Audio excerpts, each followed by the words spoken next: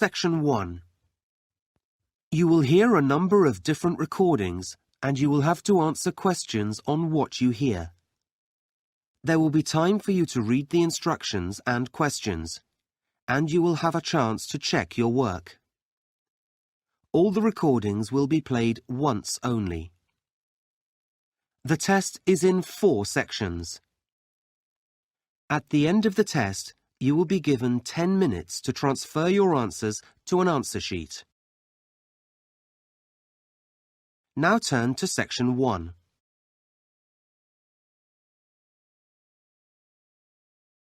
Section 1. You will hear a woman talking on the phone to a hotel receptionist. First, you have some time to look at questions 1 to 5.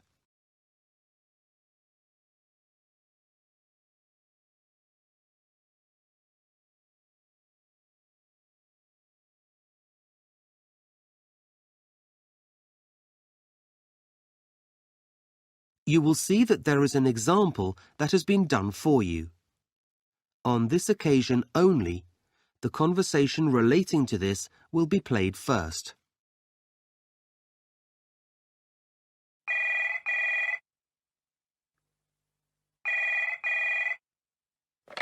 Good morning, Atlas Hotel. Can I help you? Oh, yes. A friend has told me about your hotel, and I'd like to book some rooms, please. Okay, when would you like to stay here? Well, we've booked flights on the 23rd of August. Okay, I'll just find that date. The arrival date is the 23rd of August, so 23rd August has been written in the space. Now we shall begin. You should answer the questions as you listen, because you will not hear the recording a second time. Listen carefully and answer questions 1 to 5.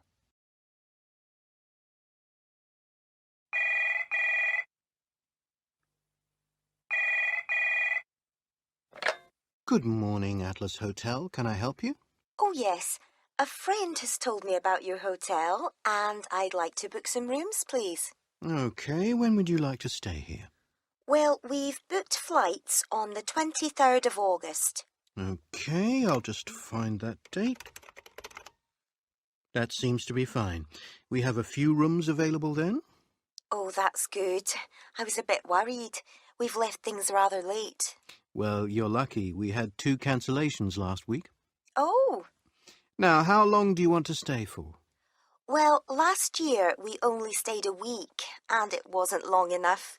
So this time we thought 2 weeks, if it's possible. That looks fine. Yes, you do need plenty of time here to really relax. It'll be getting towards the end of the tourist season as well, so it won't be quite so hot then. Oh, good. We've got 2 children, and I was wondering if you have any rooms that are next to each other. Let's see. I'm afraid that isn't possible, but we do have what we call a family room, which is a lot bigger than a double room and can take 2 adults and 2 children. Oh, that sounds perfect. Okay, I'll book you in for that. So, can I have your name and address, please? Yes, it's Mr. and Mrs. Shriver. Can you spell that for me? Yes, it's SHRIVER.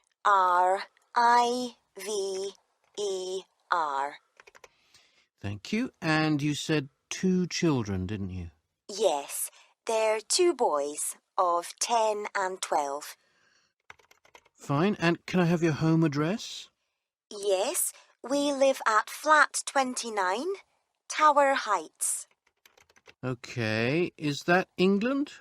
No, it's Scotland, actually. We're from Dunbar. The postcode's EH41 2GK. Okay, great. That's a country I'd really like to visit. You'd have to bring a lot of warm clothes. I know. And can I have a contact telephone number? Sure. Our home number is 0131 99465723. 723. Thank you. I hope you don't mind, but we always ask our guests what the purpose of their trip is. I'm guessing yours is a holiday? Yes, we're really looking forward to it. Before you hear the rest of the conversation, you have some time to look at questions 6 to 10.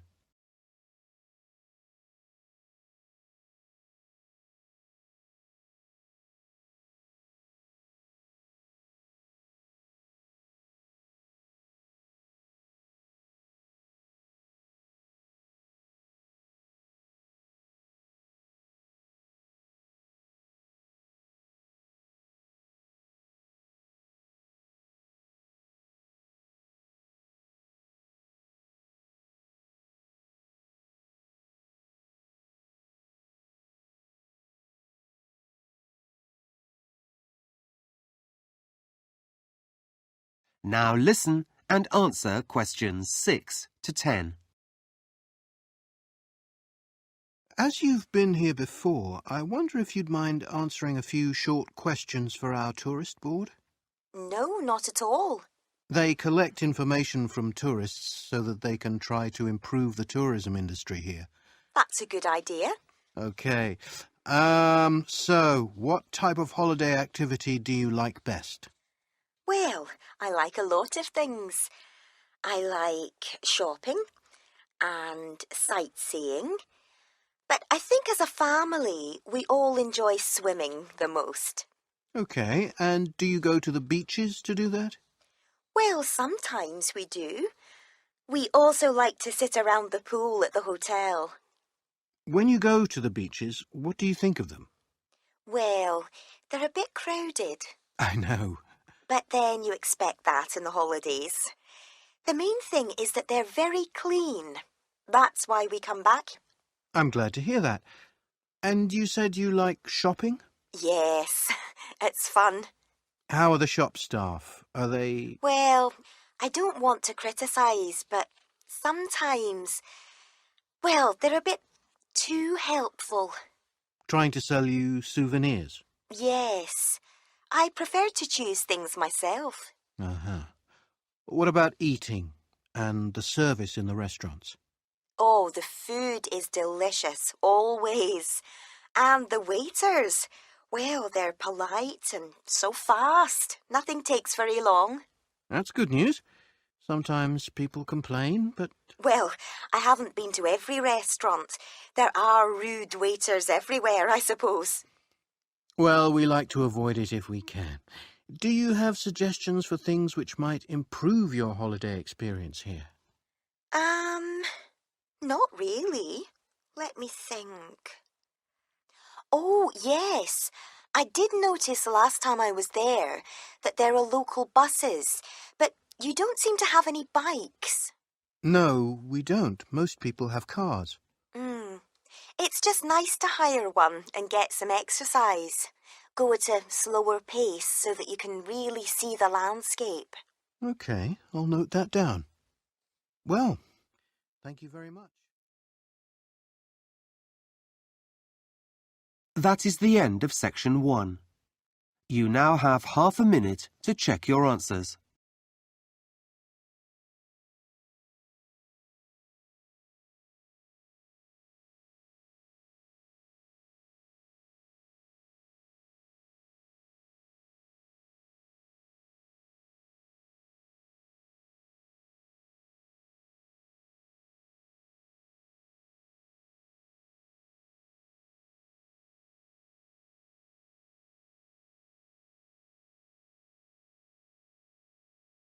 Now turn to section 2.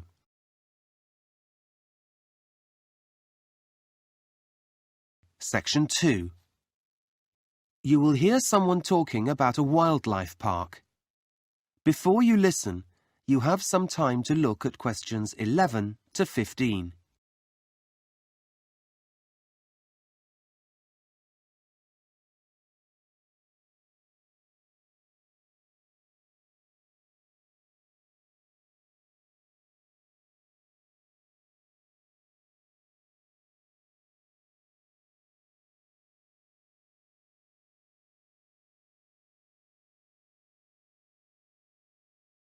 Now listen carefully and answer questions 11 to 15.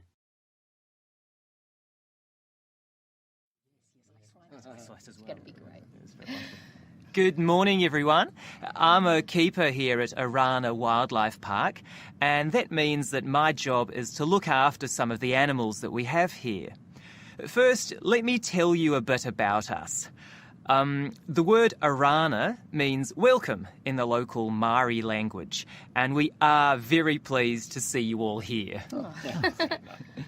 As you probably know, we're run by a charity and we specialise in endangered species of animals, birds and reptiles.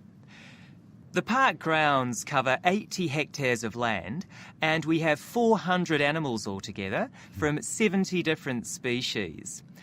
So that you can see the animals in their natural environment, we've built streams and banks to separate you from the animals and make sure your trip around the park is safe.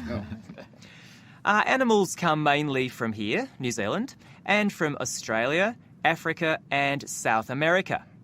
There are a lot of animals to see and quite a number of things you can do here, so let me tell you about a few of the exciting encounters before you decide where to go. One of our most popular animals is a type of giraffe called a Rothschild. It's easy to spot. It has 3 horns rather than the usual 2.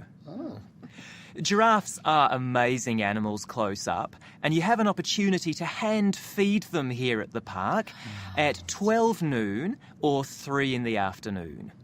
This is one of the most popular activities and will be one that you'll never forget. In fact, we believe hands-on education is very important, so you can touch or pat a variety of friendly animals, such as cows and goats, at the farmyard.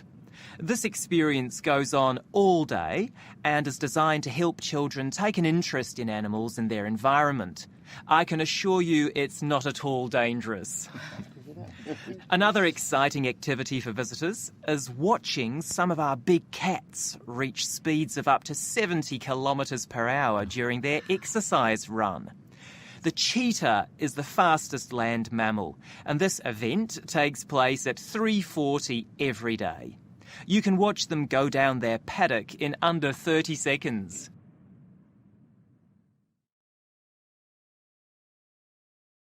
Before you hear the rest of the talk, you have some time to look at questions 16 to 20.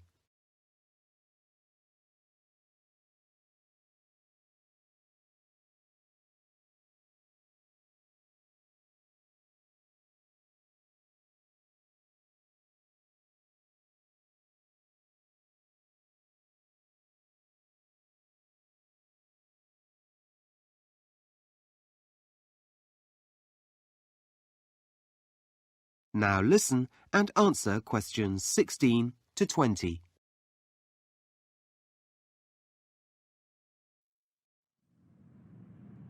So, here's a plan of the park. As you can see, we're here at the main entrance, and there's an information centre to your right. Now, it's quite easy to get around the park. We have daily guided walkabout tours, which let you get up close to the animals. Or, if you prefer to be at a distance, you can take the safari bus and drive around with a wildlife expert. If you decide to take the walkabout tour, it leaves at 10:45, that's in just under an hour, from the meerkats enclosure next to us. From there, the walk passes the adventure playground and the otters in the first enclosure, and then arrives at the New Zealand birds area in the next enclosure, just in time to see them being fed. Then you go on to the reptile house and the tigers and the rest of the animals. Alternatively, you can wait until the afternoon walk. There are plenty of other things to see in the morning. One of these is the African village. Just turn to your right from the main entrance, walk past the first bus stop, and it's just before the African wild dogs enclosure. It's a wonderful, colourful experience. You can also go to the shop and buy your souvenirs there. We have beautiful soft toys, giraffe and zebra, for children, and a whole range of t-shirts, hats and skincare products with an African theme. After that, why not have lunch in the picnic area on the far eastern side of the park? I'd recommend this because while you're eating, you might catch sight of the ostriches on one side of you or buffalo on the other. For the afternoon walkabout tour, you'll need to find your own way to the African lion habitat, which is on the west side of the park, just past the conservation centre.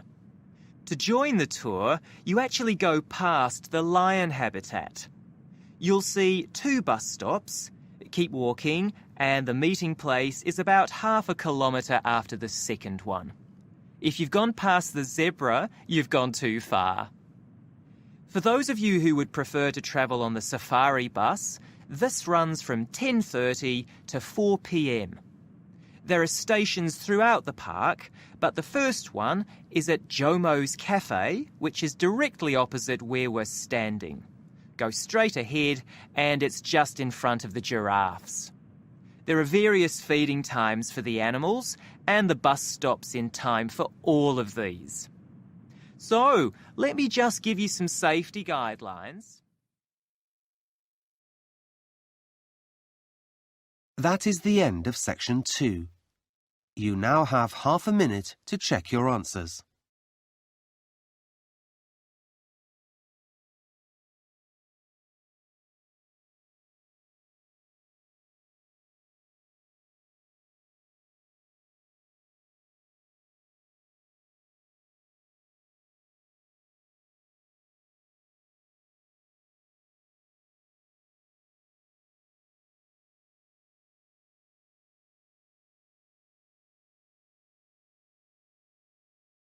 Now turn to section 3.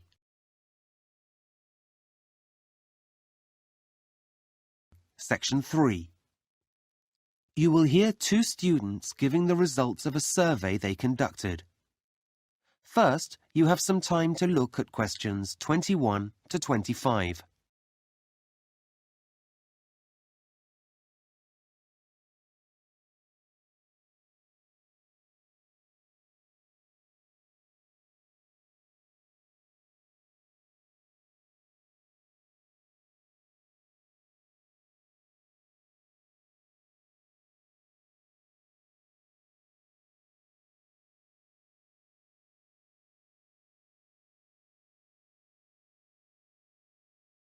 Now listen carefully and answer questions 21 to 25. Right, now it's time for Sylvie and Daniel to give us the results of their survey into the study skills course that some of you did last term. Thanks, Mr. Driver. Shall I start, Daniel? Sure, go ahead. Okay.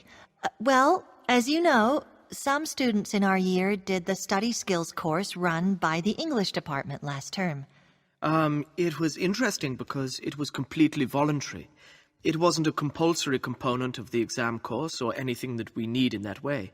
But Mr. Driver thought it would be a good idea, that it would help with our other work. Yeah. So after the course finished, Daniel and I decided to review it, ask students what they thought about it, as part of our education assignment. Yeah. So this is how we did it, our study method. At first, we thought about interviewing students face-to-face, but we have so much other work, and we knew it'd be quicker to use email and just send out a questionnaire. Though we also had to write that. Yes, and this method does rely on students filling it in and sending it back, but the response rate was pretty good. Yeah, 70%, I think. Okay, so first of all, 33 students signed up for the course. And we did 12 sessions over the term, and they took place every Monday morning. A good start to the week, I thought. Yeah, and the rest of the week we could put things into practice. So, what did we expect? For me, I expected it to be useful for all my subjects. Things like philosophy. Yeah, that's what Mr. Driver had said. And I was right. I feel more able to deal with difficult texts now. You know, like the ones we have in economics. You feel you can do it. Yeah, I think other people found that it actually made them want to read more frequently and read books outside the course list. If you've got time. As for our teacher on the course, Jenny, everyone felt she was really good. We learned a lot from her. Not because she set a lot of homework or anything like that. The thing people said was that she gave us fascinating articles and ideas to work with, some of them. Well, we were quite happy to carry on looking at them at home. Yeah, that's so important. It's really easy to get bored in class, but that didn't happen. Before you hear the rest of the conversation, you have some time to look at questions 26 to 30.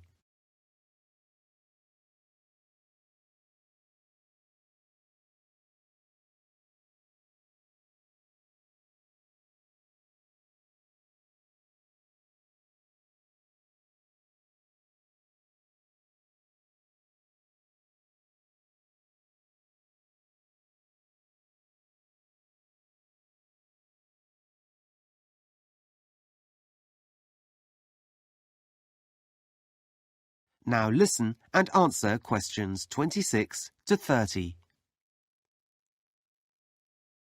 Okay, so we've done a couple of charts. Let's have a look at the findings. I'll put up the first chart. This is your overall view of the usefulness of the course. And as you can see, only a small percentage of students didn't feel it was useful. Which is good. Yeah, everyone else had a positive view of the course, and more than half of us, that's about 60%, thought it was very useful. Which, well, as this is the first time the course has been run, I guess this is a strong recommendation for it to take place again next year. The next chart shows how useful you felt each part of the course was. So, just to remind you, there was the speed reading component. That came out top. No surprise there, really. On the other hand, giving talks was, well, we all like talking, but it's not something we have to do that often. Yeah, so that was the least useful. Then the note-taking component you found to be quite useful, and you had a lot of comments about that. Okay, so let's have a look at some of your comments. You said a lot about the activities, but the main comment seemed to be that the techniques we learned on the note-taking course helped us focus more in lectures. Several people said that they daydream much less. Yeah, have a longer attention span. So that's the first benefit. The second is that students said they really appreciated the instruction on when to use a diagram to take notes. Like many people, I'd never thought of this technique, but now I find it really helpful. And it's much more fun. Yeah. And then the last comment we wanted to mention was about the type of paper that we used in the note-taking sessions. It seems obvious now that a wide margin down the side of the paper provides another area where you can add points that you've missed. And that makes it a lot easier to read the notes afterwards. Okay, so now we'll look at the results. That is the end of section 3. You now have half a minute to check your answers.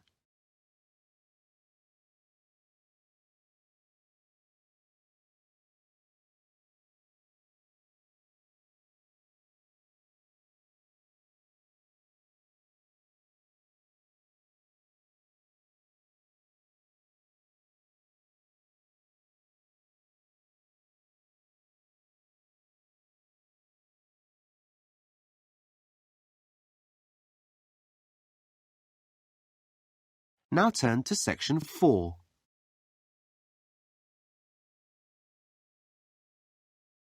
Section 4. You will hear a lecture about airport design. First, you have some time to look at questions 31 to 40.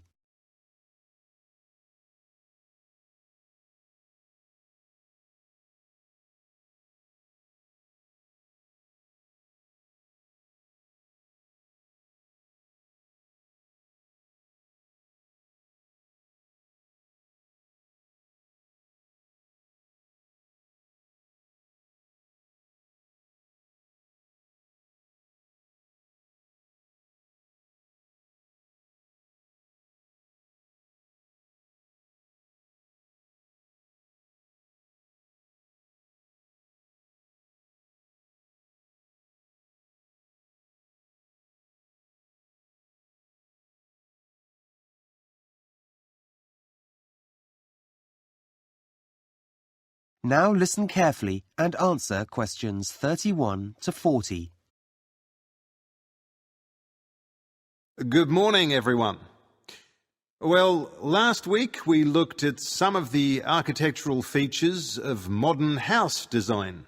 And today we're going to move on to look at airport design and how this has changed over the years. So if we start by going back to the 1960s and 70s, when there were a lot fewer airports than there are today, well, check-in desks, customs and waiting areas were all very basic. They were rather like a bus station, designed to allow air traffic in and out of the terminal, but not very welcoming for passengers. Even though passengers spent a lot of time there, the important features were related to the flights, rather than the people who took them, or indeed the places where the airports were built. But that all changed in the next few decades. And if you look at any big airport now, it's more like a mini-city. It combines a transport centre with a mall full of shops and facilities designed to make passengers feel more comfortable. So airports have been transformed. And as with any city building, their design now takes into account features outside the airport terminal as well. So why did this change happen? Well, there are two main reasons. The first was the huge increase in passenger numbers, in the number of people travelling by plane. And this was a direct result of mass tourism, with things like cheap holiday packages and low-cost airlines, with the construction of high-rise hotels and hotel complexes. And then people started travelling more regularly from one country to another for things like meetings, and so the growth in international business also pushed numbers up. In fact, passenger growth has been so significant over the past 30 years that it's estimated that some 21st century airports will need to handle up to 50 million passengers a year by 2020. The second reason for the change is, and this is a key aspect of airport design, people have realised that the airport is the first place you see when you visit another country. This means it forms your first impression of that country, and that impression has to be good. Airports are now called gateways to the cities they serve, and that raises visitor expectations. Now, what are the changes that have taken place in airport design? Well, the interior design, the inside of most airports, is now completely different. First, the dark, enclosed airports of the past have been replaced by large, open areas that look out onto the surroundings. Look at this picture of Beijing Airport. There's a huge amount of space and light, and this is typical of many airports today. Second, well, in the past, you had to go outside the airport to get trains to terminals, but now these are integrated into the design. Also, airport walkways are wide and can cope with the large volume of people. People who want to feel calm and relaxed, who want to get around the airport easily. In this way, the stress of modern travel has been minimised. Outside, the buildings have changed too. Airports were once ugly buildings with large towers and concrete boxes around them. Now they're designed to fit into their surroundings. Look at this picture of the Arctic Circle Airport in Norway. The airport itself is surrounded by mountains. So, as you can see, the roof of the airport has been designed so that it's shaped like a range of mountains. There are peaks at the top and then steep sides that touch the ground. In the same way, these airports in Thailand and India have beautiful shaded gardens all around them that reflect the landscape of the country. They also provide a connection with local tradition and art. Another feature that is important inside airports too. And there's one final but very important issue. It's been said that airports are a new building type. They're often light steel structures with what looks to the passenger like a lot of glass. But this is special glass that can maximise daylight and comfort and cut down on energy use.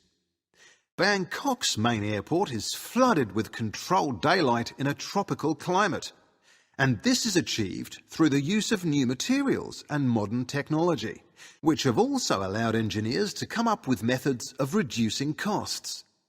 So, let's take a closer look at some of these. That is the end of section 4.